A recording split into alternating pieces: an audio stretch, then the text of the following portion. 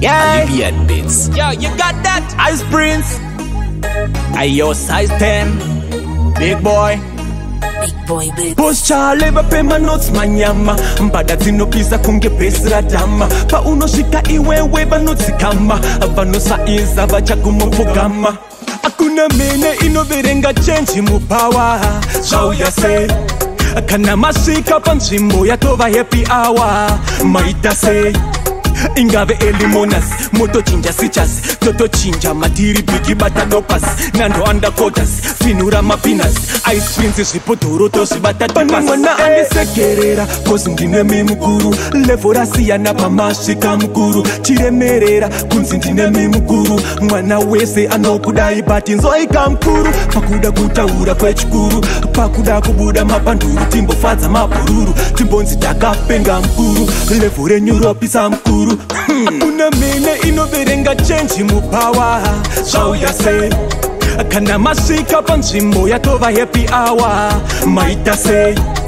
Ingave elimonas, moto chinja sichas, toto chinja matiri bigi batadopas, nando underquarters, finura mapinas, ice princes ripotoro tosi batatipas. Boss Charlie bapema notes manyama, mbada zinopisa kunge pesra dama, pa unoshika iwewe banotsi kama, vanosa iza vachakumopogama.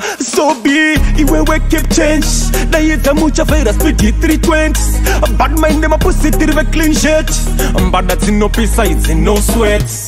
Akuna mene inoverenga change Mubhawa. So ya say. Kana mashika panchimbo yatova happy hour. Maita say.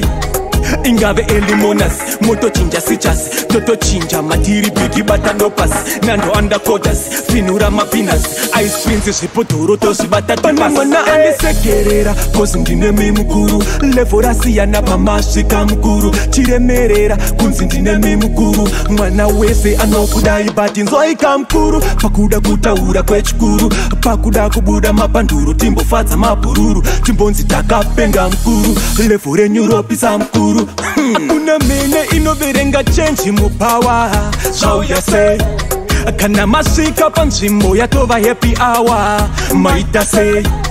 Ingave elimonas, moto chinja sichas, toto chinja matiri bigi batadopas, nando underquarters, finura mapinas, ice princes ripotoro tosi batatipas. Alright.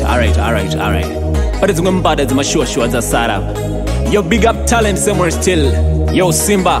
Boss Kudzi.